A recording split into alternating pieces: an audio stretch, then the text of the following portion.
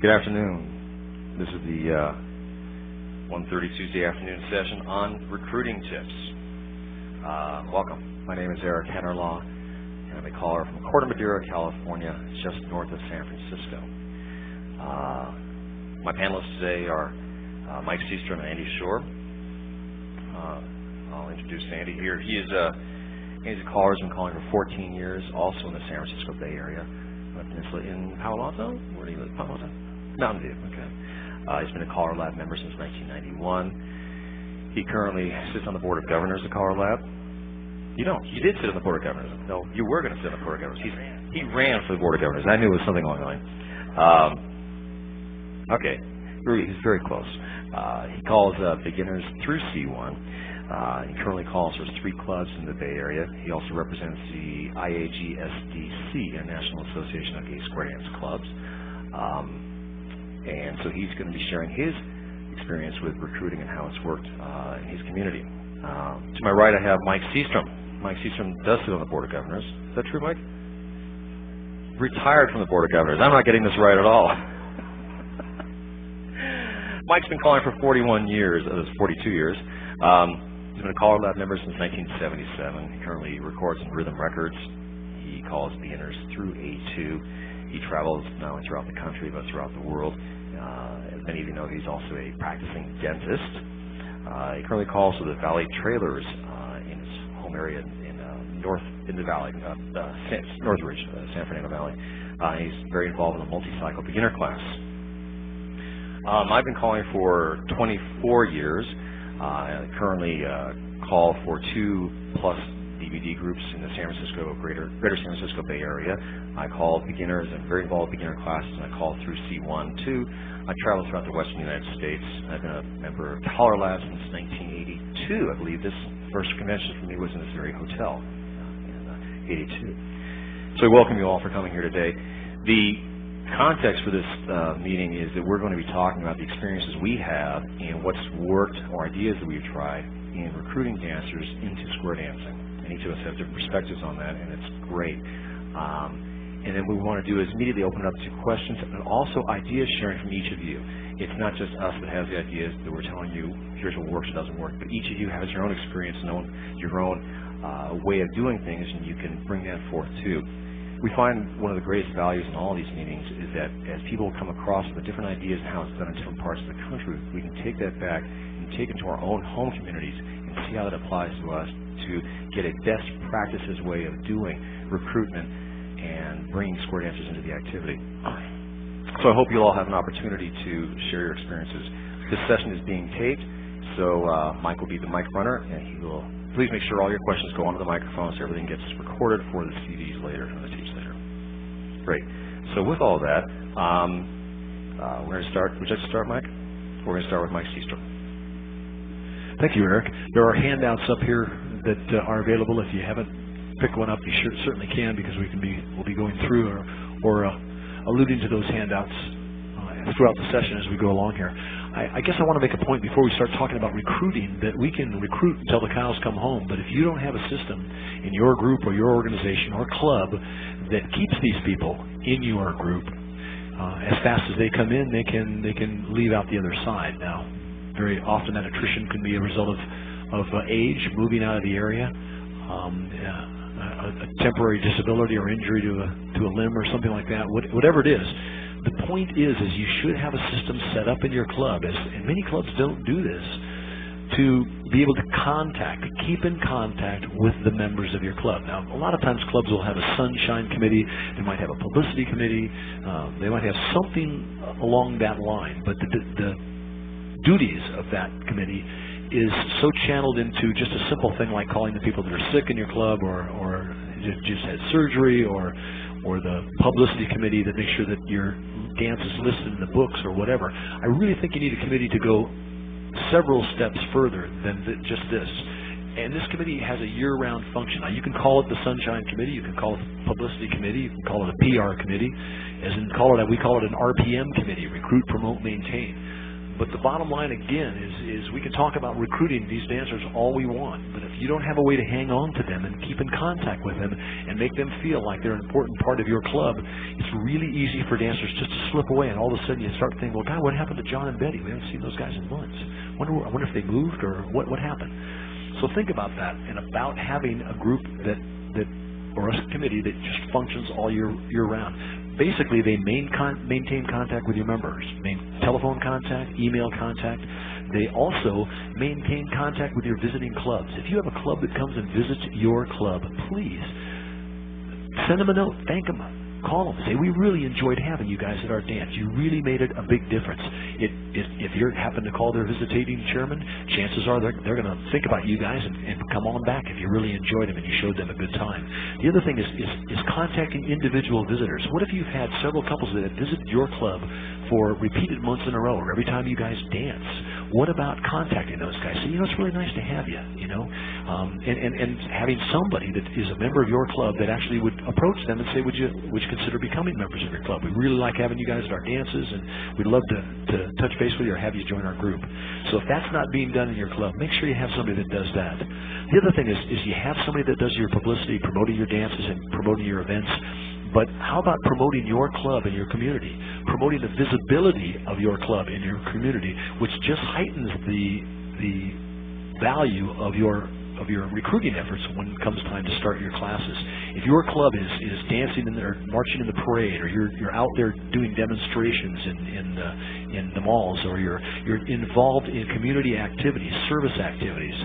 There's one club that actually has a section of the freeway where they clean that section of the freeway and clear it out, and they all go out there in their regular clothes on a Saturday morning, and they just put their club banner up and hang a petticoat off it, and while they go about doing their business. So increase the visibility of your club and your group and your community, and your public relation and your recruiting efforts will just be enhanced. The other thing is promote new dancer events. It's my personal opinion that every club should have events that happen in your club every year that brings in people for a one-night party. If you have a Christmas party that's normally people in your own club, and say you have 32 or 50 people in your club, what about having an event where you rented a hall and you had a dance event, just a one-night party, brought those people in, had potluck? Those types of exciter nights or fun nights or those kind of things really can enhance your recruiting when you get around to having your class. You can take names of people as they come in, a sign-in sheet. You can give away door prizes, and that's why they sign in. Collect their email addresses. It gives you a list to constantly keep in contact with your potential people that could be members of your next class. So having that list is so critical. That one committee can do all these things, and it can divide up into subcommittees or whatever you like, but the important thing that I'd like to make is that you have a list of contacts, you have a list of your class members. There should be someone, when you do start your class, that not only is in contact with those people, but when they don't show up for a week, you call them, you follow up on them, you touch base with those people, say, hey, we missed you last week. Oh, we just got home too late, or we got caught in traffic, or whatever. Make them feel like they're wanted. It's really easy for somebody to get home and be tired and say, we don't want to go tonight, or the one spouse is sick and they don't go, and then it's really easy to fall out of the habit of going. So unless you plug up the leaks on the other end, you can bring them all in from the top all you want, but unless you're plugging up the way that they're falling out the bottom, your recruiting efforts are going to be really diminished. So I just wanted to make that point before we start talking about recruiting. Also, the last point I think I wanted to make was to make it easy for people to be in contact with your club. Your club should have someone that has a phone number and a contact, preferably someone that would be home a lot, where they get where there's somebody that's live that answers the phone. And your club should have an email address, and have that email address in some of your promotions and things. So if people want to get in contact with you, find out where they could, say, get a caller for a one-night party, or if they could get a club demonstration someplace so they can contact you. There's so many clubs now that have websites, and those websites just increase your visibility. That's an easy thing to do. I also think, and I've got in this handout on recruiting tips a little bit further down the line, there is a page, it's about the 5th or 6th one in, but it has cards. Your club should have promotional cards that have the name of your club on it and that have information about your club. If you have a new dancer class with a multi-cycle program, we've always got classes starting. So our club has one, and it's just a simple business card, front and back sides. I've got examples of some that were for multi-cycle classes. I've got some for standard classes. Scott Neer and Byers, I believe, had a card that had just dance on it. I saw a copy that Will Eads made of that card, and it's a terrific card that just is, if you make that available to your class or your club members and your class members as they join your group, that particular card will enable them when they're talking about square dancing with somebody, when they say, "Oh, what did you do last night?" or over the coffee table or the coffee pot at work, they say, "Well, we were out square dancing." And you start talking about square dancing. Well, wouldn't it be nice to give them a card? Well, if you're ever interested, join us. That card is good for a one night for joining your group, or ask them to come by and visit your group sometime and make them feel welcome. The bottom line is it's making it easy for people to contact your club and increasing your club's visibility. So I just wanted to make those points. Many of you probably do a lot of this stuff already, but if you're not, consider that before you really start your energy in recruiting. Because again, if you're not plugging up the leaks, it's easy for people to slip away and be on to other things. The first page in my recruiting handout, I pass out a recruiting thing about recruiting tips, CALLERLAB 2004. Many of these things have been around before. They're not new things. There are new ideas on recruiting. There are new concepts in marketing. What I would like to present today is just ideas that have worked in the past.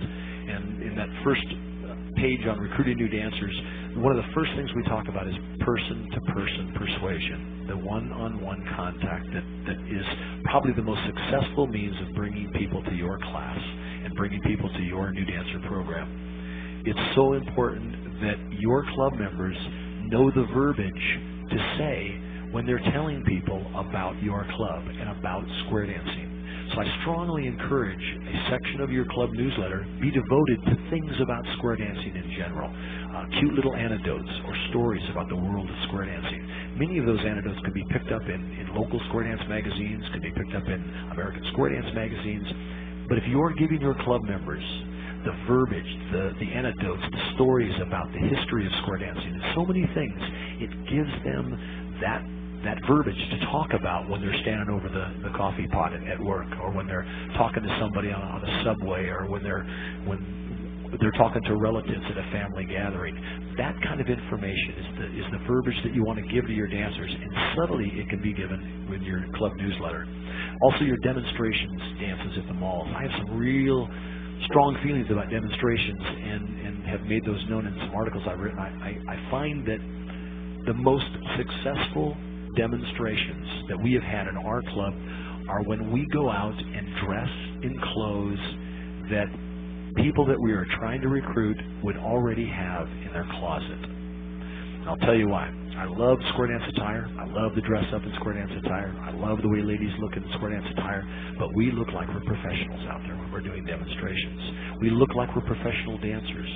And they interpret, well, I could never do that. And if they can't see themselves out there dancing, they're not going to join you. The other thing is that I find, and many of you probably have the same experience, that if you are doing a demonstration and then you break up and have your members go out and take people from the audience to join you, and you're all dressed up in these outfits, they are very intimidated about joining you. But if you're wearing kind of what they're wearing, or maybe something a little dressier or whatever, they're more apt to join you.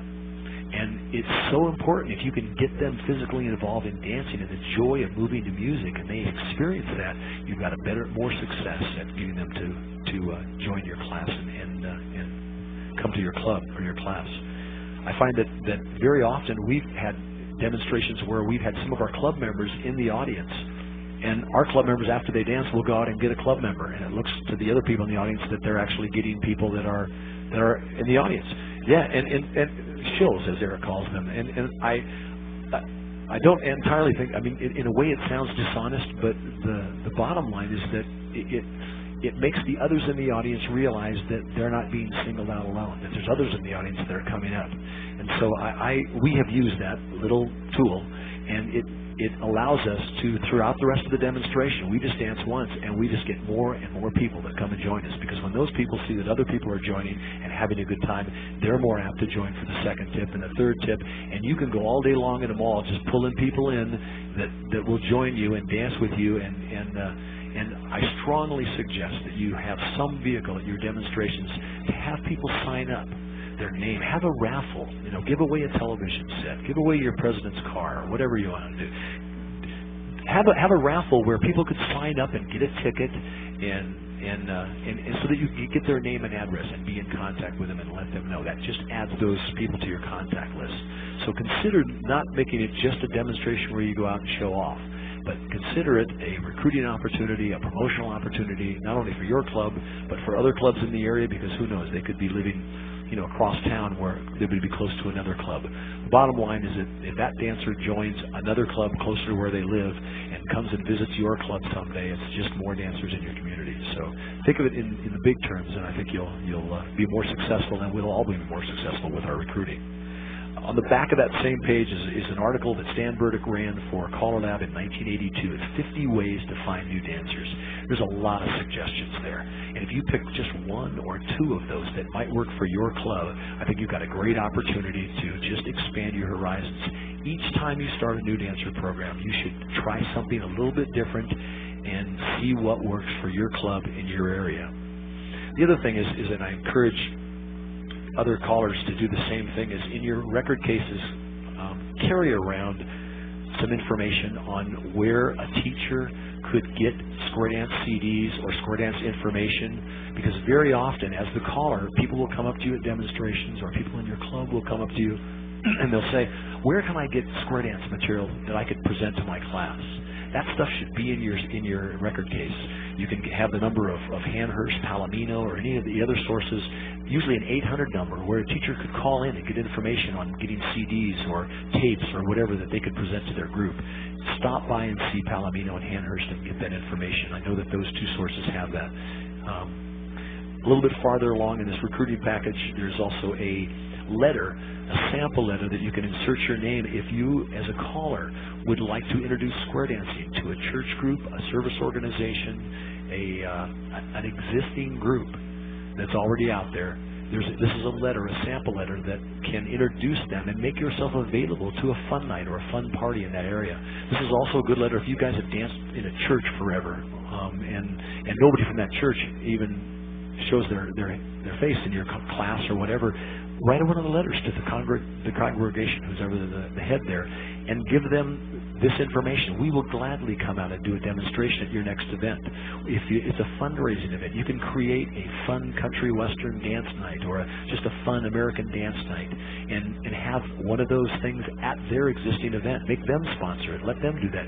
You come in as a group, sponsor it, and can recruit new people there. Yeah. Just to add on to that, one of the classes that I recently started, about a month prior, actually it was 2 months prior to the class, local church, one of our members wanted me to do a party night for their local church, and so I did that, and they set up this kind of square dance event night. And it was 2 months prior to the class starting, and we, of course, told people about it and had flyers available. We generated 5 brand new beginners out of that in our class 2 months later. That one event can be just terrific. It's a fun night, it's a demonstration night, but it really is a terrific forum to recruit people to your program. Just on the flip side of that letter is another example of an event.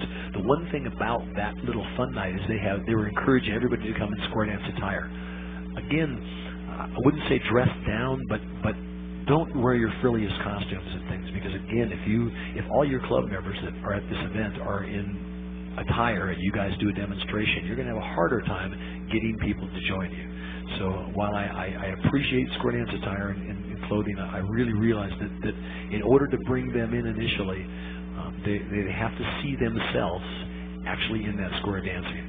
The next handout that I've got here is a little placemat. It's a sample that's been out for a lot of years. These placemats, you can have your club make up, have information about the world of square dancing, and there are little facts about square dancing and round dancing on the placemat, and then a little place for your club and contact information for people to get a hold of you. But those placemats can go in mom and pop restaurants. There's even some McDonald's and things that are open with individual franchises that will put these placemats out when people come in and order their food. On the flip side of that is a little thing that says Square Dance information, or Square Dance info, inquire within. If you have businesses, you can have the sign blown up, and if you have businesses or work in a business where you might be able to put this in the window, even have it on the window of your car. There's even Square Dance signs that Legacy had for many years that were available you could put on your front lawn. And the bottom line is it's you become an information source and can get that information to potential dancers. Another thing is I had a flyer for a class. On the bottom of that flyer were tear-offs. You can stick flyers up till the cows come home, but if you don't make it easy for those people to have information and carry that information away with them, then that flyer is going to do relatively little for you. So please, on the bottom of the flyer, have the bottom part tear-offs and cut them up a little bit so that the people just can tear off a piece. And I would strongly suggest that you tear off one of those pieces before when you put the flyer up, so it looks like somebody's taken one of those, and that person will be less apt to think that they're the only person that's maybe interested. I got this little sign from Ken Bauer a couple weeks ago when I worked out, and he says, this has really been working in the Palm Springs area. It says, to begin Square Dance fun, and there's a telephone number. And he said that they had these things printed up pretty nicely and laminated, and they put it in windows of their club members' cars. And he says, and he's got one in his car. He says, it's so funny to be driving down the street, and people look at it, and then he says, the next light they stop, they're looking at it more, and they're digging around for something in their car, and by the next time, they're actually sitting there and they're writing down in their car, So he says it worked for them. They had 4 new squares of dancers that they actually got that saw these signs in people's cars that were just driving around. So there's an idea. We've already talked about the promotional cards, and the Danny idea thing on the flip side of that handout again is more on those one-night fun parties. This last little handout that was included is a copy of Social Dancing, which is a reprint of the 1984 Mayo Clinic health letter. It's been published before in CALLERLAB documents. It talks about social dancing. It talks about jazzing up your fitness routine with a regular dose of dancing. This is information that you can put in your club newsletters. It's more ammunition and more verbiage that your club members will have when people ask them about square dancing, when they can talk about square dancing. When your club members can intelligently talk about the world of square dancing, they will become infinitely better recruiters or promoters of your class and your club. So, Eric, back to you. Thank you, Mike. Okay, so I'm going to talk a little bit about how we recruit up in our area. Actually, very specifically with one club that I'm very involved with, which has an incredible track record. When I started calling for them many years ago, they had at the most maybe 40 members, and with a recent class we just started, we now just capped over 100 members, including the newer dancers. So it's virtually the only club growing in the Bay Area. So we all scratch our head, what are we doing different when the other clubs are folding around us? So we talk about that a lot, and through that, I brought some of the materials. This is not a package, but what I'm going to do is lay this out after the session in front here, and I'm going to read some of the material and kind of give you an idea of how this club approaches getting new dancers. First of all, I want to say more than anything that the caller's attitude has everything to do with whether or not you're going to be successful in a beginner class. If you have any idea, consciously or unconsciously, that the beginner class is not going to work, it will not work. You will not get dancers, nor will, if they come to the door, they won't stay. So it's really important that as a caller, you have the enthusiasm that this class is the most important thing in the world, that next beginner that walks in the door is your bread and butter, and you need to make sure that if you get them in the door, you're going to do everything you can to make sure that person's happy, so they will come back week after week. And with that, you have to think. You have to be willing to think outside the box. We have a lot of ways that we do things as callers, as organizations, and as clubs, and the whole structure that goes with what we do. You have to be able to think outside that box, or be willing to think outside the box. You think, if I do what I've always done, will this person stay here? You know the definition of insanity, right? You've all heard that. The definition of insanity, for those who haven't heard, is doing the same thing over and over again and expecting different results. So you have to be willing to think, if we're going to do another beginner class and we want it to be more successful than our previous beginner class, we really want it to be something big, what do we have to do different? If we keep doing what we've always done, the best we could hope for is we would get the same results we've always gotten. Now, if that works for you, that's great. But if you're looking for something more, or you want to grow the group, then you have to be willing to think differently, and something that might appeal to somebody who is outside of the square dance community. If you think of the box being a square dance community, what is outside of that, and how would somebody else perceive it? One of the things that we think about is whether or not we all want to bring people into square dancing, But we think of it sometimes, maybe not consciously, but as a lifetime commitment, that we hope that we get somebody in there, a lifetime square dancer. And if they are, that's a great, wonderful thing. But the truth is that people aren't always lifetime square dancers. They come and they go. And if your group can make allowances for that, you'd be surprised at how many will come back again. Right now, the way a lot of groups are structured, if you don't maintain the commitment for a long enough period of time, there's really no way to come back to the activity without starting over again. So think about the ways you can keep people in and maintain that balance with other parts of their lives. In today's society, we compete with many, many other activities. And if we want to have a piece of their time, we have to respect and balance that against all the other demands in their lives. When you're teaching beginners, have it be the most fun part of the whole evening.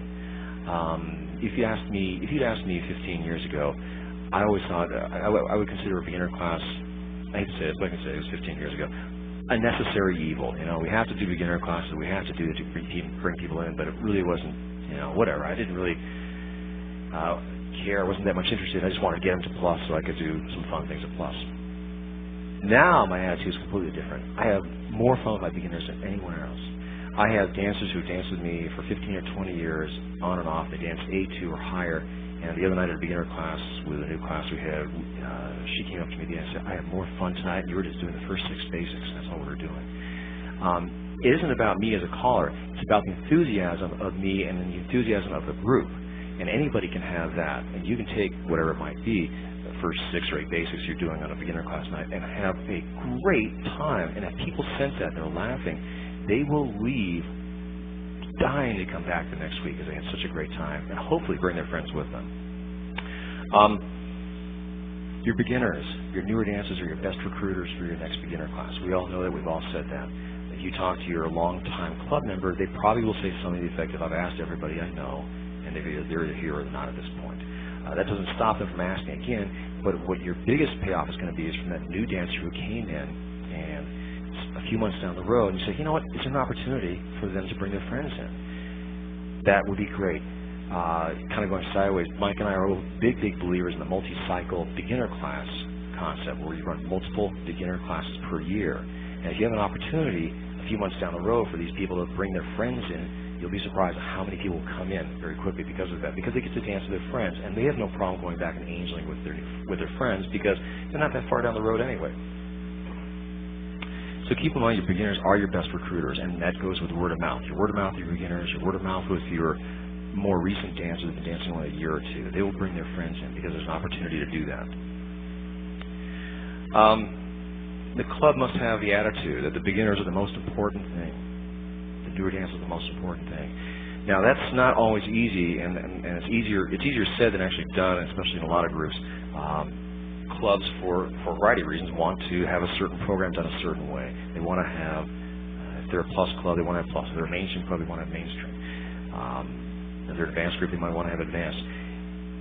But when you work with a club and show them the enthusiasm, what beginners can mean to the overall enjoyment of the evening, you can work with a club to say, let's make the focus of this about people, bringing people in and having fun, and less about where we're going with this program. Are we getting to mainstream? Did we cover the last 2 calls? Did we do whatever we had to do? If it's less about that and more about having fun each night, instead of actually trying to get your checklist off by May 17th so they have to learn and recycle, then you have a much stronger chance of making sure these people keep coming back week after week and having fun, and ultimately you're giving them the service they want. They started the activity to have fun with their friends. So that's part of thinking outside the box, is seeing what you can do to not stay within a rigid time frame or schedule or program, and instead adjust to just whatever makes that group fun and happy. I believe to a large extent the success of this particular group was because they were willing to do that. They said, you know, it's not that important that we get from here to there with the newer dancers. Let's just keep running classes, and we'll just keep seeing how it unfolds. And that's how it did, and we kept running classes, multi-cycle classes, and it kept growing. We blend the classes together. We actually run multiple beginner classes on the same night.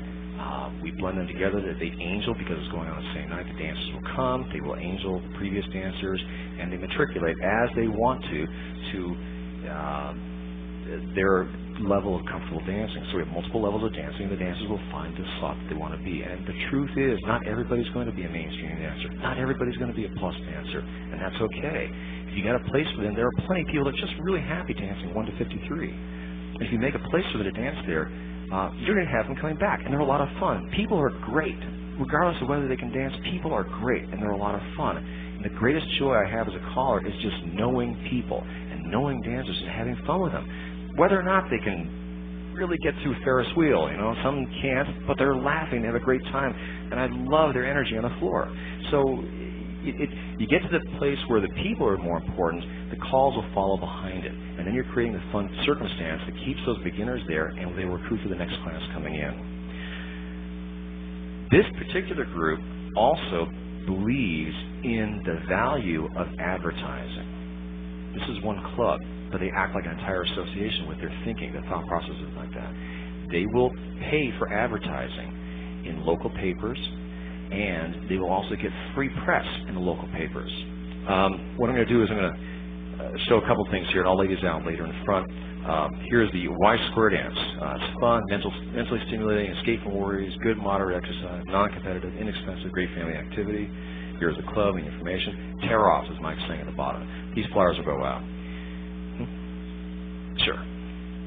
Along with that, we have these cards in different colors that we hand out, a little bit bigger than a bigger business card up here. Square Dance with the Tam Swervers and Eric Henerlau caller. New dancer session starting September 24th and October 1st, free, held at Redwood High School. Open to singles, couples, and families.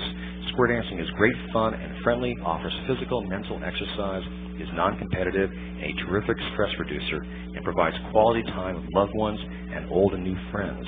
A wide variety of music is featured. Casual attire welcome. For more information, please call. Gives a couple of phone numbers and a website address. One of the things that this club did, too, is they relaxed their dress code. You can come in full square dance outfit. That's great. You can come in street clothes. And on the hot days, a lot of people are in shorts and T-shirts, and that's just the way it is. Everybody's really great about that. There is no dress code that the way you have to be. And several dancers have said that they don't want to wear a square dance dress. That's just not something they want to do. So, and they're very happy that they're able to dance, and there's no restriction that they have to wear a square dance dress. Now, if some of them have said that, and then a year or two later, they bought square dance dresses anyway. But we didn't force it on them the first day walking into class. We offer refreshments so that we can always make sure there's a banquet of food out there. So when the newer dancers come in, we're not impressing the flesh and making them really welcome and sticking a name tag on them. We've got food out there in the break, and we're making sure that they're happy and enjoying themselves. If there's a party atmosphere created, if you can get them in the door, you want to make sure there's such a party created for them, they just can't wait to come back. Our group is very big about open access. You heard me say couples, singles, families. We actually have some families. The youngest kid we have in our group that comes from time to time is 7 years old. Our oldest member, I think, is 82. So we have that kind of range in there. We're open to, full diversity, straight, gay, black, white, any ethnic origin, anything. Everybody's welcome to come to our group, and we make it open that way. We don't actually get a lot of diversity, but we make it open about that. We have a policy about this so anybody can come. We don't want to be closed to anybody. We want to make sure that anybody that walks in the door that wants to learn how to square dance has the opportunity to do that. We have, as a lot of groups do, we'll have extra single women, and we have a program in place for that we encourage some of the women to learn the bows part right off the top. And we have a process where they get, in our case, we put a layer around them. So they learn the bows part from the very beginning. And we encourage that because we say if you do that, you'll probably have more opportunities to dance as time goes on because you'll have more places where you can find a partner. And the women do that. They say, great, no problem, because we came here to dance. I had a great time. So single women aren't a problem. We have just addressed it, and we've made arrangements for doing it, and then everybody gets to dance. This one I like a lot. This is the flyer. It says Y Square Dance. On this side, and I read a few of the bullet points. On the back side says, have you ever thought of joining a square? It looks suspiciously like the logo in square dancing today. But we won't go there right now. And it talks about what is modern square dancing. Now, this is all put together by the people in this one club. They put together all these materials. We'll lay them out here. What is modern square dancing? It has a paragraph that talks about the traditional roots, but how it's evolved. Think of it as a team sport. You dance together but don't compete. You have fun while following the directions of your caller. What is a caller? And explains what a caller is. How do you learn? And it just talks about, the group celebrated 25 years, and they're offering a new dancing session, and you'll be dancing the very first night. It didn't say anything about, it's going to take you a year or two to become, it doesn't talk about any of that. It just says you're going to be dancing the first night, that's all. What do you wear? Well, some dancers like to wear traditional square dance costumes. Others prefer normal casual clothes. Casual clothing's okay. Comfortable shoes a must. What about the music? It talks about, that I play contemporary music and 70s rap as well as more traditional music. Want health benefits? Square dancing has it all. Mild aerobics, mental challenge, social connections, and first and foremost, fun. A recent article in the New England Journal of Medicine, you all know about that article, right? That article came out a few months ago, suggests that dancing and mental games such as chess and crossword puzzles have a positive effect on longevity. Square dancing combines both of these beneficial activities into one. It was very carefully worded how we did that, because the actual article made reference to, I believe, slowing down the onset of Alzheimer's. We decided not to use that phrasing in here because we didn't want to necessarily pigeonhole square dancing into an Alzheimer type of activity, but we wanted to emphasize the great benefits of square dancing on the mental and physical side. Who are the TAM tours? And does a little brief thing. We're a cardiologist, a professor, a sociologist, nurses, teachers, lawyers. Anyway, it goes through the whole list there. Where do they meet? Whom do I contact? So this piece of paper is printed on both sides. The club ran off. How many did they run off of this? 22,000 of these, and had it inserted into the newspaper and delivered to almost every zip code in our county, with the exception of a few towns that are pretty far away.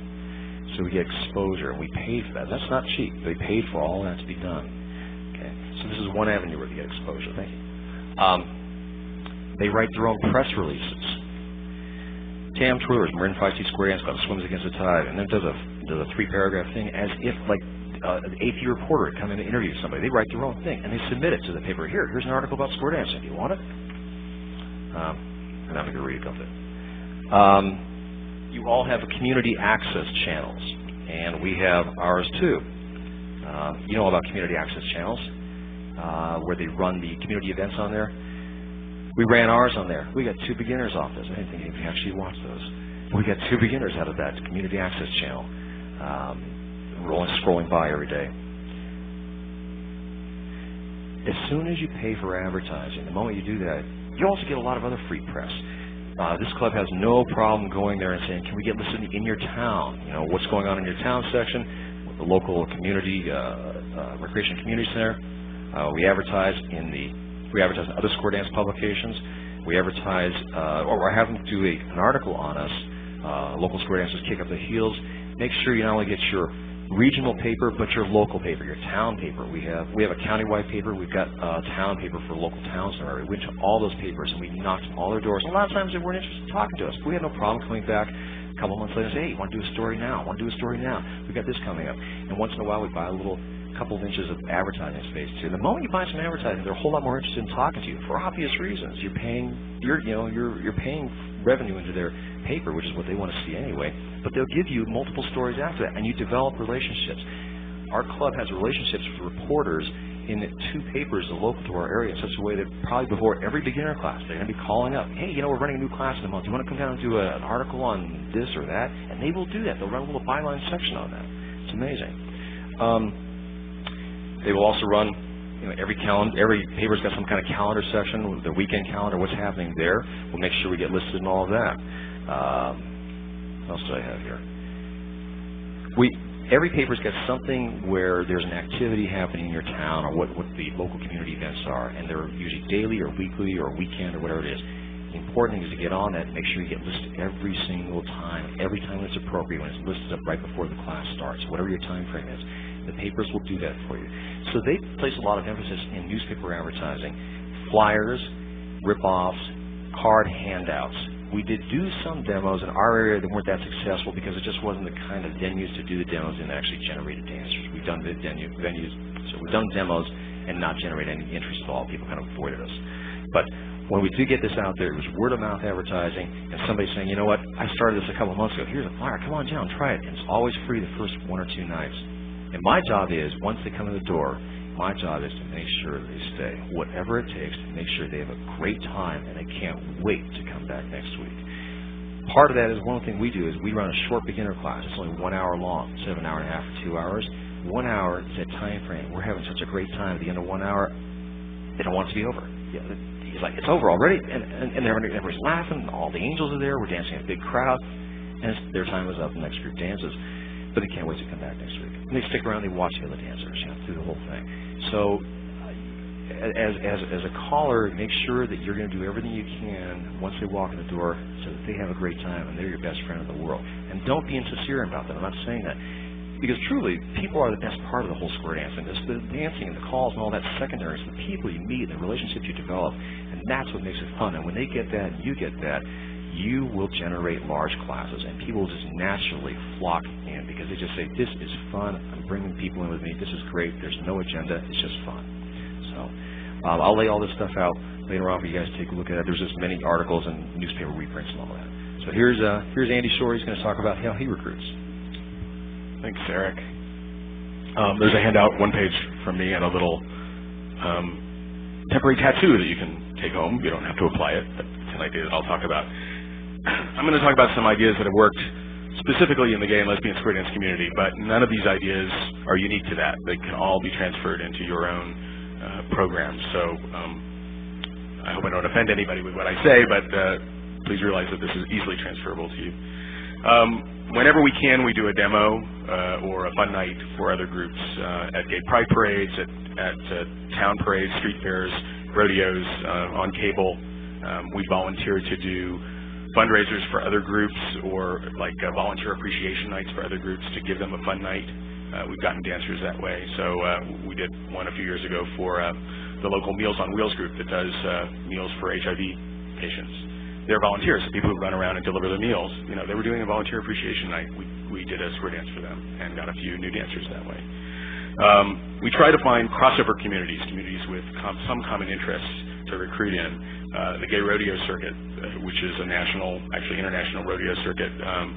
There's a lot of people there that are into country and western dancing, and it's a great place to recruit square dancers. Country and western bars and dances. Other sorts of gay subcultures. I don't want to get into the details of bear and leather events, but I'm sort of this furry guy and try to recruit other furry guys, that kind of thing.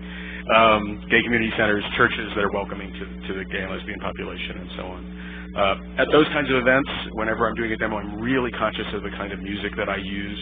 Try to use non-standard square dance music, something that's very upbeat. I have patter records that are old gay disco anthems and things that are going to appeal to that community. I don't want to use a boom chuck or songs about grandma's feather bed isn't really going to appeal to our crowd. We bought ads in programs in the gay pride programs and those sorts of things as a way of making sure that our logo and our name last beyond that first exposure. We've definitely found that personal contact works best. Handing somebody a flyer and letting them walk away, you're going to find most of those flyers in the trash can at the exit to the event. Most parades and street fairs these days don't even let you leaflet because there's so much trash around. So we've tried to come up with other ways of making an impression and getting their contact information so that we can follow up with them. If you can get a name, a phone number, an email address, an address, it's a way that you can follow up and say, we enjoyed meeting you, here's our next event, here's our next class. An idea that we stole from another gay and lesbian group in Phoenix is the idea of using temporary tattoos. In our booth, at San Jose Gay Pride last year, we were applying these to anybody who wanted them. It takes about 2 minutes to sort of wet this thing, and you hold it up to their shoulder or their skin. And while they're there, they're a captive audience. You got them in your hands. You can talk to them, tell them about gay and lesbian square dancing. Somebody else from our group is there with a clipboard taking down their name, their phone number, their email address. They're an absolute captive audience. And then they're a walking billboard for us for the rest of the day, and actually for several days to come. It's a very colorful tattoo. It's got our web page address on it. That's all it needs. When they go home, they look in the mirror and say, oh yeah, type that into their computer. They can follow up. Other people can see it. At work the next day, somebody sees it and says, what's that about? And we changed our webpage for the next 2 weeks to say, with this exact logo, and said, if you met us at San Jose Gay Pride, here's how to follow up with us. People were consciously trying to find our booth because they saw these on other people during that day because they're so colorful. And they were, where can I get one? And it was a really, really successful approach. We made a lot of contacts that way. Unfortunately, Gay Pride in San Jose is in June. Our next classes were in September, so we had a long time between the first contact and when we could actually get those people in the door for a class. So we decided to follow up in several ways. We sent them an email the following week saying we enjoyed meeting them. We sent them an invitation to a summer barbecue and meet and greet that actually Eric came and called at, I think, last summer. A potluck barbecue on us. There's no cost to them. We threw, hamburgers and hot dogs, and everybody brought a dish to share for side dishes and stuff. We got a lot of people turn out at that, and it's another chance for them to just meet and socialize without the pressure of a first class and so on. A lot of those ideas come from a plan that was originated in Chicago by a guy named Ian Henerlau. It's been talked about at CALLERLAB before. It was originally done, 10 or more years ago, I think, was the onset of it. Sort of pre-internet, pre-email days for most people. And it was very geared towards direct mail almost kind of idea where you send them a printed flyer like 3 times after you make the contact. It was sort of labor intensive and expensive to do the printing and the postage and all that kind of stuff. I think in today's day and age, using email instead of physical U.S. mail and stuff, you can actually kind of lower the costs. There's a version of the plan on the USDA website. I give the URL in the handout, and you can get some ideas about how that works, including, I think, examples of the exact text that they put in the flyers and the mailers to them. Andy, for the benefit of the tape, could you mention that email address? Actually, the best thing to do is to go to Google and search for Henerlau Plan Square Dance Recruiting, and Henerlau is Henzel. And you can find the links that way. It's great information. Good sample recruiting materials. Good information. And it has been very successful for a number of clubs throughout the U.S. A lot of the things that we do to recruit are loss leaders for the club. The cost to rent a booth at Gay Pride is, even for a nonprofit, or a social group that's not selling anything, is relatively high. We've not always recouped that in the number of new dancers we've gotten in any given year. But the club finds it a great way to socialize and have fun ourselves, and a shady place to rest during the day under the cover of the booth, and just kind of a fun place to hang out. So we're willing to foot that expense, even if we're not going to make it back in terms of new members that year. We feel it's an expense that the club is worth making overall. And we also find that first contacts don't always bring somebody to square dancing. They may need to see you several years in a row before they really get the bug and show up. I knew about gay and lesbian square dancing for, I think, 3 years before maybe even more. It was more than that, probably more like 5 years before I finally sought out a class and joined. I mean, it interested me from day one, but I was busy with a career and had other priorities in my life at the time. So realize that you're sowing the seeds that you may not harvest this year, but in future years. Gay and lesbian clubs are very casual, very informal, no dress code. Singles and couples are welcome. Gays and straights are welcome. Any very wide range of age groups are welcome. We've had people bring their children. I've had 12, 13-year-olds in my classes some years. We do encourage people to learn either part. The boy part or the girl part, doesn't matter. We encourage people to learn to switch, usually after they've gone through the classes one year. They may pay to take it the next year as the other part, or they learn to switch in an evening. I've done intensive learn the other part nights. It's just kind of a fun night for the club where we really focus on that. And couples are encouraged to mix, to split up during the evening and dance with other people. We really don't like seeing a couple dance together all night long. Partly for social reasons and just partly for the reasons of if one person's a stronger dancer and tends to drag their partner around a lot, we like to split them up and get them to dance on their own a bit and put them in separate squares with other angels or other class members. We do a lot of coordinating with other area clubs and even clubs out of our area. We make sure that people know about them. If we make a contact at a fair and I say, how'd you like to learn about gay square dancing here in San Jose? And they say, well, I'm not from here. I say, well, where are you from? Seattle. Oh, there's a group in Seattle. Let me give you contact information for that. Or, I'm from San Francisco. There's 3 groups in San Francisco. Let me give you contact information about that. We're not willing to let them get away just because they're not from our neighborhood or because they're busy on one night of the week that we happen to dance. In some areas where there are several clubs in close proximity that use a similar teaching order. They do joint new dancer hoedowns to, number one, get people to socialize outside their group and understand that this is a wider activity than just unique to that club, and to build excitement about square dancing overall. And in LA, where there were a large number of clubs for a while, they were using a synchronized teaching order across the board. No matter who was teaching, they were teaching the same calls that same week. So if somebody missed their normal Wednesday night due to some other commitment, they could go a little further to another class, another club on Thursday and get the same calls. Or if somebody wanted to take it 2 nights a week and get better exposure to the clubs and 2 teachers, they could do it that way as well. And that was quite successful. We use the internet heavily to communicate within the club and to recruit. We have a web page. We have keep it up to date and appealing. There's nothing worse than finding a group's web page that's very out of date and talks about a festival from 2 years ago. You really get the feeling that these people are not on the ball. We have email lists for the club as a whole, for the class. There's a dinner list for people who want to just go out to dinner before club night. And somebody picks a location, say tonight we're meeting at Wendy's, or not Wendy's, but Chevy's, or whatever it is. And that goes out on Wednesday afternoon, and people just show up if they want to. And that's a way to just increase the sociability of the club. And the new class members are included in that if they want to be. Really try to keep in contact with people online. There's also a weekly, what's happening this week for El Camino Reelers, and a reminder about what times we're starting, if there's any special dances that weekend from local clubs, and so on. I was curious about how prevalent we are on the internet. I just on Google typed in gay square dance and got over 250,000 hits. So people can find you if they try a little bit. Another idea we had to sort of turn the negative impressions of square dancing on their ear. One of our flyers for several years, the front page said, "Were you forced to dance with fun gays and lesbians in high school?"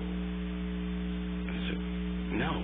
It's a pity, because now you can. So you sort of turn that negative impression that it might have had on its ear a little bit and say, well, now you can, and it really is fun, that kind of thing.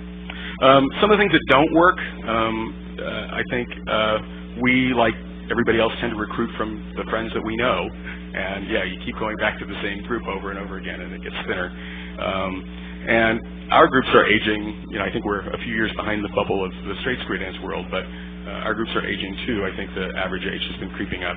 When I started dancing, I was in my 20s. I don't think we're recruiting that many 20-somethings anymore, and that puzzles me, and I'm not sure how we can fix that, but I think the social opportunities and the pressures of life in general for people today are different. Internet chat rooms weren't around when I was learning to square dance, but they are now, and people can find other opportunities that way, that kind of thing. And we, like the rest of the square dance world, are experiencing the rush to the upper levels.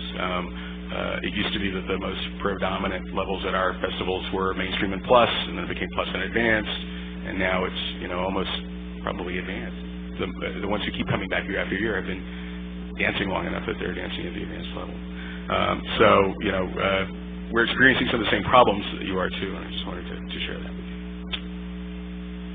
One more thing he reminded me that I forgot to mention. Our club maintains its own website and actually maintains it. One person is dedicated. He's the webmaster, and every week he is religious. He sits there every week, writes down every call I taught for every session, everything I reviewed, and the next day it's up on our website. So if you weren't there that night, they go to the website. People know everything that was done that last night, the night before.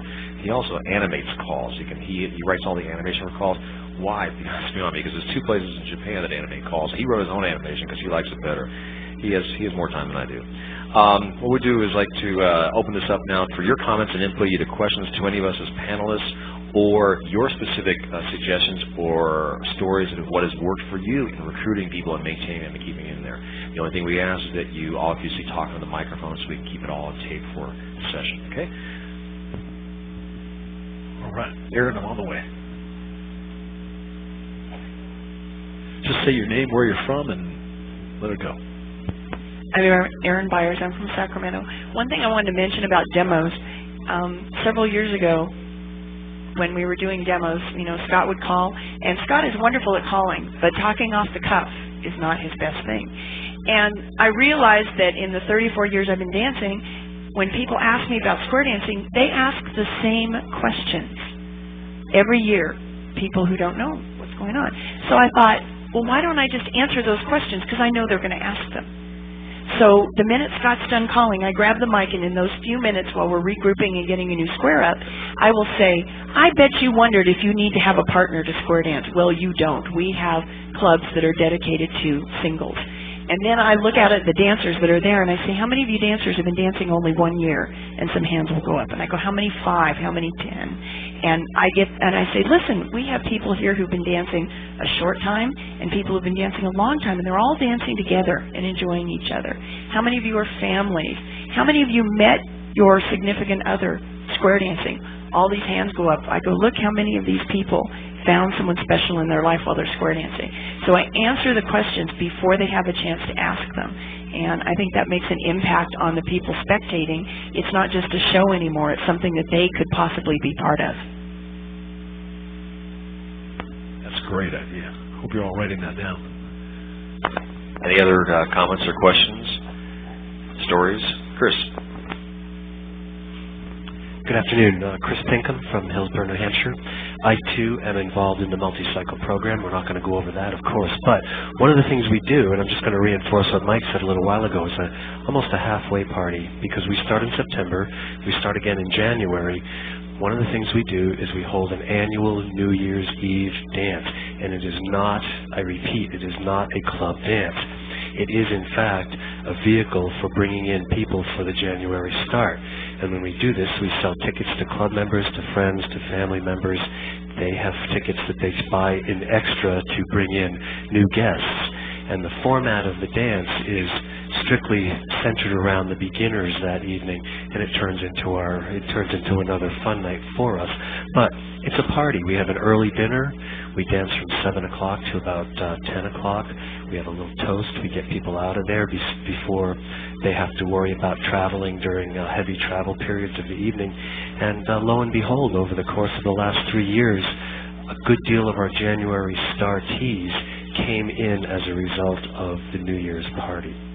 So it's worked out well for us. Very good. Thanks, Chris.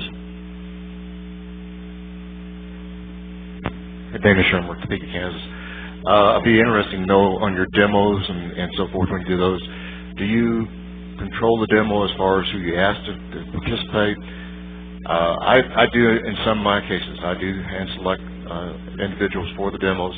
When I'm doing 4-H fairs and so forth, I will select family groups to come to the demos. And I haven't even gone to the case. I have 7 grandkids. I'll dress some of those up in square dance clothes, even though they don't dance square dancing. Families like to see kids running around in square dance clothes. Just wondering what your thoughts were. Aaron, I personally have on a personal level gone to people in the club that if we're targeting dancers with our advertisement, and I think you should think about when you put your class together, what age group would you target? What age group or would your club be most successful at retaining these people as members of your club? I think you have to be honest. If everybody in your club is over 70 years old, you're going to have a hard time recruiting people that are 40 and 50 years old or 20 and 30 years old to want to join your group, and would be less successful, honestly, at retaining these people. If you can channel in, and I know our advertisement in our club tries to target the people that would be just at the point where their kids are grown up and almost out of the house, so we're looking at kind of 40s and 50s and in early 60s or something like that, although we are welcome everybody. But the bottom line is that if you can target those people and include that age group in your demonstration group, you have a far better time of being successful at recruiting dancers and targeting the dancers that you would like to recruit. So I agree. And the family is the same thing. If your club is a family club, if your club has singles in your club, then try to do that same thing. Try to have people that couples and singles and the whole thing in your demonstration. You got a much better chance of being successful. Got a question in the back? Our association, I'm Katie Pierce from Folsom, California. We danced at the governor's inaugural ball, and Erin, I credit her for a lot of this. They had the teams there as well as the kids. I am amazed at the number of people that made the comment they didn't know teenagers could square dance. So target your audience. Good point. Very good point. There was a terrific session earlier on that Mike Hogan and Tom Rudebach and Tim Crawford did, was entitled Marketing Works. Marketing Works. If you did not get a chance to attend that session, there's some terrific ideas that was in that session. Pick up the tape and get the information on that, because I think it was a great session that just added to what we were talking about here today. Tom Rudebach from Latonia, Chairman of Latonia, Ohio, Chairman of the RPM Committee. On the CALLERLAB website, there is a whole series of what we call Winning Ways success stories. Stories of clubs from across the United States, what they have done as far as success in recruiting and retaining some of their new members. Look at that, mix, match, just do whatever. But there's a lot of good things there, and it's what our goal is to help inspire and motivate other clubs. And it's, again, the CALLERLAB website, look under documents, and there's a drop-down box to Winning Ways. Very good. And again, as Andy said, the USDA website has just terrific information on recruiting and promotion and that kind of thing, and ideas for your club, theme nights and things like that. There's a lot of information out there. There's also, I believe, the Club Leadership Journal that has been published for a long time. I think that's still going on, and it is still a good journal that your club should subscribe to. Make sure that information is available to your officers and such. Other questions, comments? Yes.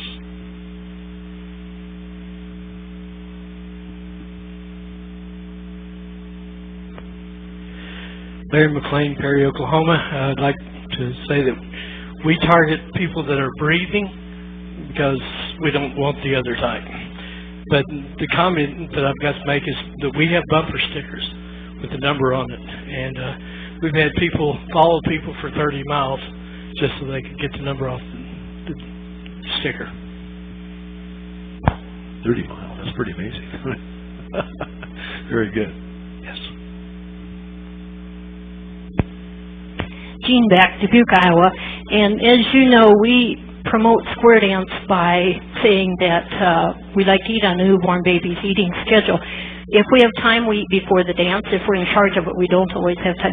We take food and we eat food there, and then we go out to eat after. But if you know my husband very well, he's the one at the dance that will be over talking to the person that's sitting alone, that came alone, and maybe it will be hard to go alone. Or he's talking to the couple that is sitting over there and maybe doesn't feel part of the group. And the last thing you want at a dance is a clique. We have lots of friends there, but we try to communicate with each of them. So during the last, whether it's lessons or a dance, just before the last tip, when we make announcements, we announce where the group is going. If some decide to go another place, that's fine. If they want to come, fine. If they don't. Some come every time. Some never come, some come once in a while. But it's a bonding thing, and it's definitely not a clique. Absolutely. And just one step further on that is that when you have people coming to your club, treat them like they are guests in your home. Make sure your club has a system that's set up so you can welcome your guests, so you can make sure you intermingle and dance with your guests. Make sure you even can have a drawing from your guests that visit your club that can give away a free pass to another dance that your club has. There's all those ideas that keep people coming back and keep people excited about coming to your dances. There's even clubs in our area that are known for their desserts when they have a dance. They're just known that anytime you go there, you're going to be able to get a great piece of pie or some neat piece of cake, or sometimes they'll have men's cake bakes, and the guys just go nuts trying to make the best cookies and or cakes and that kind of thing. Make it fun. Provide some identity. We have other clubs in our area that you know that anytime you go to that club, they're going to have a potluck supper after their dance on a Sunday afternoon. And people come up there and make a whole Sunday out of going up to that club that's up in the mountains above north of Los Angeles, and they go up there knowing that afterwards that club's going to sit down and have a potluck dinner.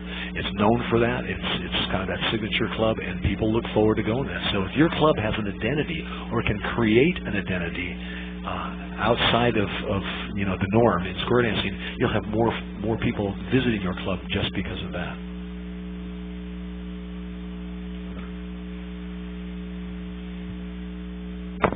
Right there. I'm Art Parks, Southern California, bachelor's and bachelorettes. I basically have a question. I've been sitting here thinking.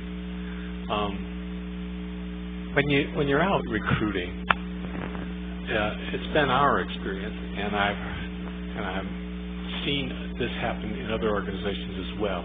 If you recruit 28 people for your class, 23 of them are women. At least that's been our experience, and so you get into a difficult situation. I mean, there's the men in the club, of course, are angeling, and so you can get everyone through the class, and then when it's time to join the clubs, the wives claim their husbands back, and that's understandable. And suddenly you've got a whole bunch of new dancers with no one to dance with. I'm throwing this out, I guess, to see what kind of reaction there is. Good. I have a response to this, but Eric, you want to talk to me? That's a really, really good question. And the club that I mentioned here that I work with dealt with that very same issue because we were open to everybody, and we got obviously extra single women in. And the first thing we did in the first few years was have the husbands dance with these women to, bring them to the class, whatever we're teaching. And in the end, as they kind of matured in their dancing, they did realize that, in fact, there weren't necessarily men out there, and that the men won't always be available for them to dance with. And because of that, we changed our policies, and we're up front with the women from day one when they come in, and we ask them to please, consider learning the beau's part. Consider learning the man's part from the very beginning. And we're up front and honest about it, but this is how the dancing works. So some women who are going to come because they're looking for a man partner, they're looking for their next love in life, this is not going to appeal to them. Some women come because they just want to dance and have a social good time. And for those women, they're not going to have a problem with that. So we up front in the very beginning, because the club realizes it's a disservice to them to lead them falsely to believe they'll always have a partner by offering up the men, all the way through class, and then not have them at the end. So they'll do that at the beginning, and the women are clear about that some women will have to play the man's part, and they'll go through it that way. Mike has another response back there, too. Good. We also are one of the few clubs in our area that welcome singles, and what we found is that we try to make it during class period of time that we square up. If you don't have a partner, you don't have to have a partner. Just jump in a square, raise your hand, we'll find you a partner. Well, our club's really good at filling in the gaps, but we also have several women that come to our class in dress and pants and dance the men's part. And some of them like it because they get a chance to learn that maybe before they go on to the advanced program or something else. But we're getting into a day and age when it's more and more acceptable for people to dance, fill in the gaps. We're all having fun dancing. It's a team sport, and it's just more joy getting out there and dancing. I don't know if you noticed at the Canadian dance last night, there was a lot more guys out there because there was a lot more callers here than there were partners. So, we didn't care, just jump up there and dance. The bottom line is if you can open that up a little bit, the mindset of your club a little bit, you'll have a much more enjoyable time. There's a lot of singles out there, and particularly with the singles group, I don't see any reason at all whatsoever that when you have 8 ladies that you can't have some of them dress and put them on pants and do it. I recently did the festival. There was probably maybe 2,000 people at that festival, and on Saturday night I was looking out on the whole one side where it had the banner for the singles, solos. There might have been maybe 20 women just sitting there in a row. Now, and it was a puzzlement to me why a couple of those gals could turn around and dance the men's part instead of sitting there all half the night. I don't understand. I think I realize that the ideal would be for us to have one guy for every gal or whatever, but it's a different era. Mike, we got one guy. I'm Bruce Sempers from Ellicott City, Maryland, and I was calling for a singles group, and they had a large number of women dancers. They started a class. They had an even larger number of single women that were coming to learn the square dance. They said, wait, we've got to do something. The solution we came up was we ran an ad in the paper, said men wanted, because and it was made explicit that it was for dancing purposes only, but it gave the men the idea that they were going to have somebody to dance with, And hey, square dancing, a man can become very popular among the women. So we wound up gaining about half of what the number of women we had in men. We did some quick up reviews to catch them up with the class, and it kind of saved the club from being in a worse shape than it looked like it was going to be. Good suggestion. Any other questions? Comments? Additions? Mike, you guys had some good information in your session. Was anything that might apply here? I'm picking on you, I know, but you guys, it was some terrific ideas in that session. Thanks, Mike. I'm Mike Hogan from Omaha, and I'm chairman of the marketing committee. And yeah, we had a lot of things going on. We talked this morning. One of the key things that we had talked about was homeschooling. We have an example of a club from Minnesota, up near Minneapolis area. Their caller went out and seeked out homeschooling activities in his area. They have an obligation to provide physical education in their curriculum, and those are all state regulated, so they have to do it, and they're looking for those opportunities. The statistics are the first class that they graduated 48 dancers, combination of parents and children, and the second session, I believe, was about 40.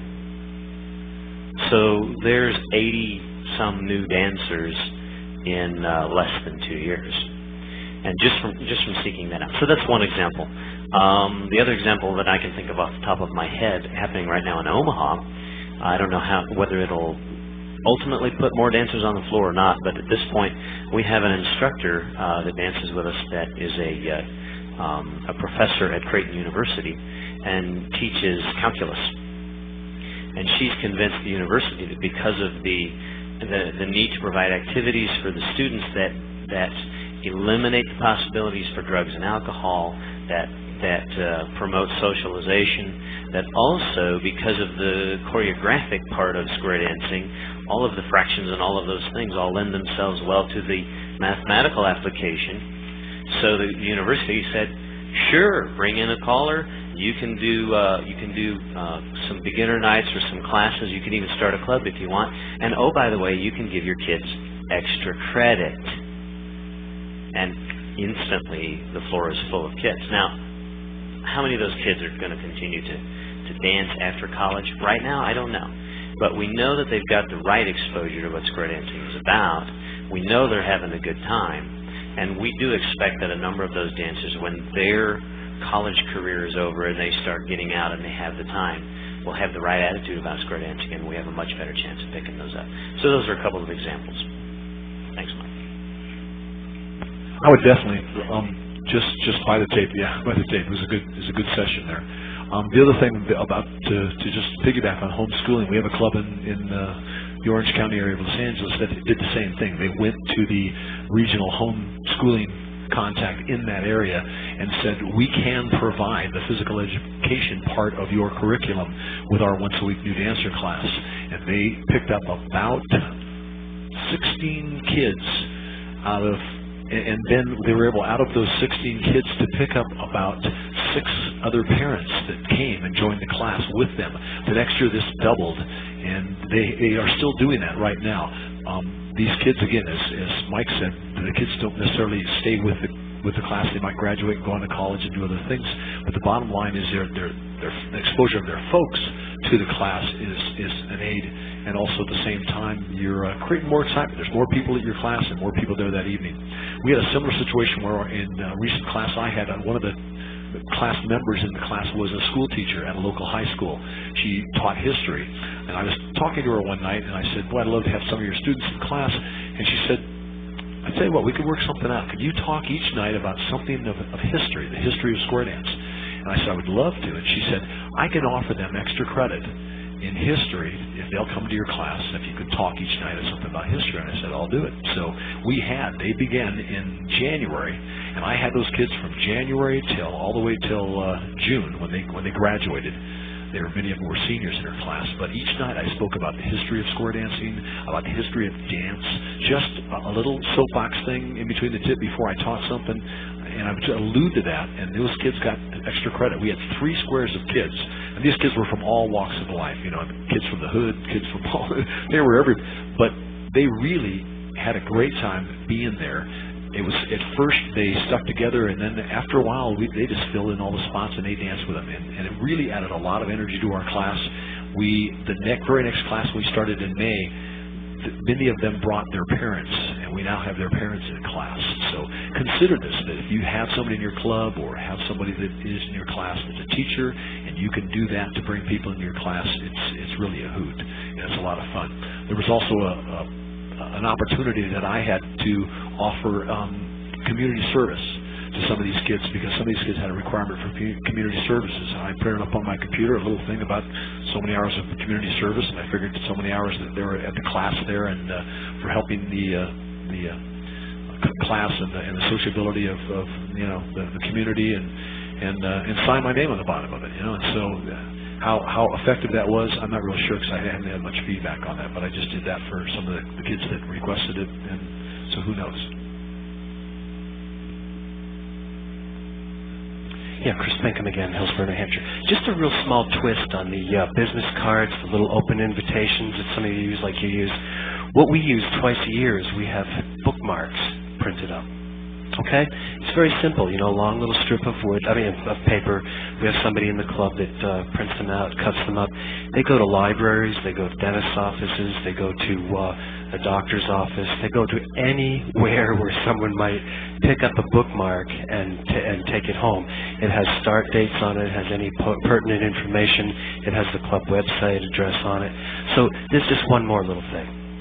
Whatever we can do, sometimes we're grabbing at straws, but whatever we can do, no matter how small or how large, they can all add up in the end. If it yields 1 or 2 dancers per semester, that's fine. I'm thinking in terms of semesters nowadays because of our starts. But bookmarks, there's just one more thing. Very good. The other thing that reminds me is you can go to local health clubs in your area and offer to put on an hour of dancing at the local health clubs. Come in your gear that you'd be at a health club, and open it up to people that are in that health club to come and do an hour of dancing. Crank it up and do some exercise there, and get people out in the health club. In Australia, they've been doing a couple of programs like that, and it seems to be working. Particularly if you can do it early in the evening, where people a lot of times will work out when they come home from work or on their way home, and do it at the times that work out for the health club. So think about that as an opportunity too. Okay, Mike, I want to see you do the infomercial for Square Bow. Instead of typo, Square Bow.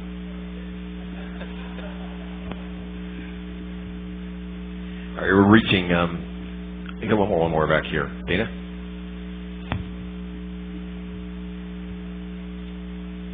First of all, my compliments to all the panelists and for your presentations. It's been very educational.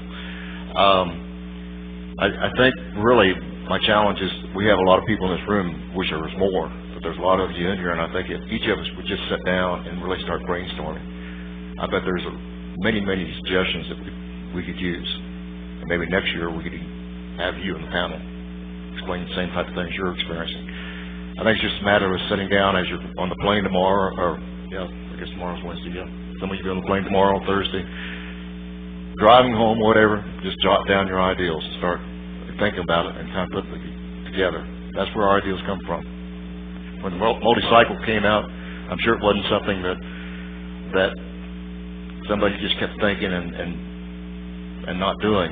They sat down and really thought it out and made it work. And next thing you know, someone else adapted it a little bit differently and so forth. So there's an ideal out there, I'm sure, and there's probably many in this room. Just start thinking about it. I just one real quick thing. I'm Jim Hensley.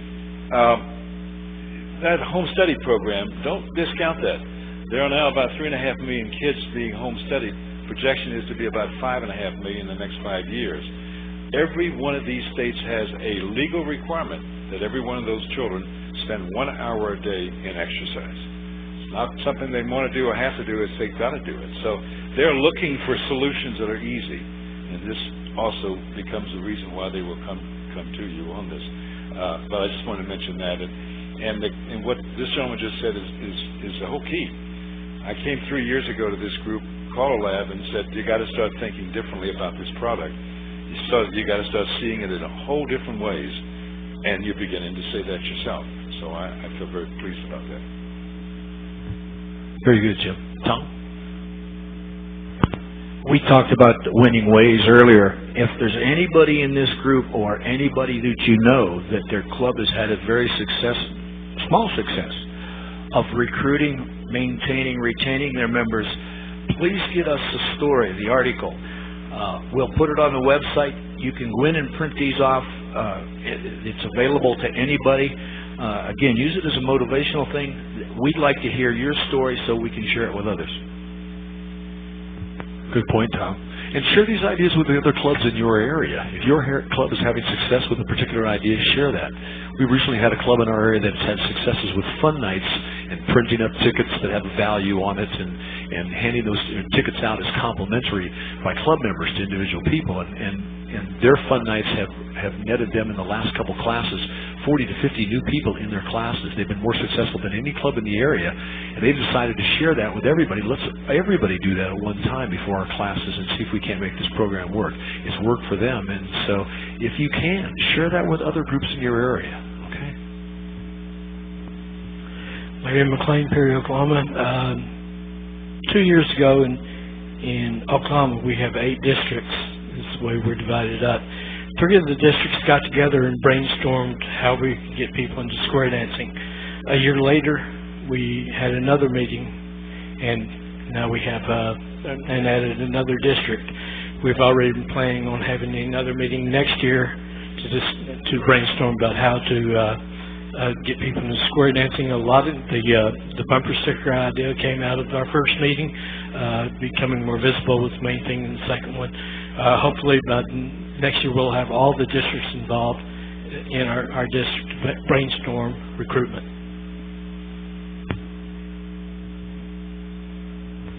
Bruce Simpers again. I had an unusual situation last summer. I had a coworker that her daughter was an intern with the Baltimore Sun, and she was responsible for doing 5 articles over the summer in the Howard County section. Well, she is out there looking for things to write about, and as an intern, she wants to give favorable things, not your normal reporter that is going to give quick time, shortcut, on to the next. She's looking for the longer article. She gave an excellent article in the paper. I got comments for months later. So if you have interns in the paper, those are the ones you want to seek out because they are the ones that will take the time to write the kind of articles that we want. Good point. We had a similar experience. A journalism student contacted us, somehow got an idea to do a thing on dancing, contacted us, did a paper on it, did an article just as a project, didn't get published, then got a job with a local paper, took the same story to her editor, and she came back and visited us again to update it a little bit, and we had a spread with 2 photos and so on. The other thing I might advise you is that if you got someone in your club that can write an article about your club and write an article about square dancing to put in a community paper and get some photos, get some interesting photos that show some action or show people having good times instead of those photos that are kind of taken underneath the dresses and stuff like that. Get something that you have ready to go so that you can either approach a local paper in your area that's looking for those positive those articles, or if they don't particularly like yours, maybe they'll come out and do their own. But you can also do it as an outreach thing. Hi, I'm Barbie Ashwell, General Chairman for the 54th National Square Dance Convention. One of the things I haven't heard mentioned, and I wonder if anyone's doing this in other states, I don't remember for sure if this was started from USDA, Legacy, but it was one of those major organizations that touted Square Dance Month. And in Oregon, it finally came down to Square Dance Week. But is anybody focusing? I know the year that I was Federation President, I decided to bring this back in again. And so we used the whole month and got people started, and then it ended the last week of that, and we established dancing clear across the whole state of Oregon in all of our 13 councils. My goal was to have 1,000 people dancing all at 2 o'clock on that Saturday afternoon. We didn't quite meet it, but we were over 800, so we were really pleased with that. But is anyone doing anything like that? Great idea. You know, Erin?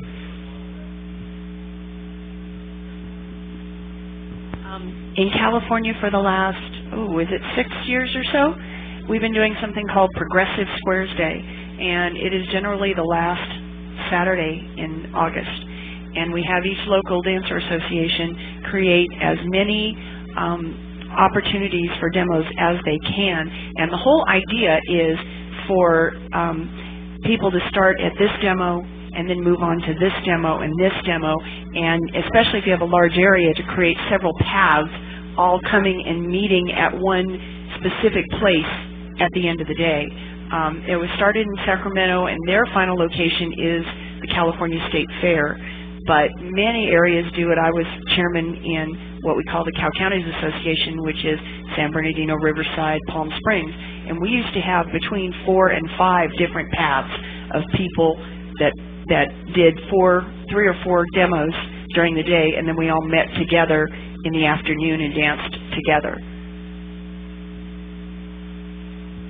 You know, the one thing I'd just like to mention is take this information from this session, from the other sessions you get here at CALLERLAB, and take them back to your club, take them to your association, encourage your association officers to have a meeting where they discuss recruiting ideas and things that will, do the same thing yourself. Take these ideas and give the presentation and pass it on. Don't let this information just sit in your briefcase. Take it out and use it and pass it on. Don't let it collect dust. We're reaching the end of our time here, so what I want to do is I want to thank our panelists, Andy Shore and Mike Seastrom, for their input today. And I want to take a bow. And I want to reemphasize what Tom said. Please check the CALLERLAB site for winning ways. Look for stories and ideas to get there, and also submit your stories and ideas back to Tom, back to CALLERLAB, to get up on there so we can disseminate that to everybody. There are handouts here from Tom, from Mike, and from Andy. I also have up here examples of all the articles that this club used to advertise and what the advertising they paid for. So come up and take a look at that. We thank you all for coming to San Francisco. How's about a thank you for Eric as well?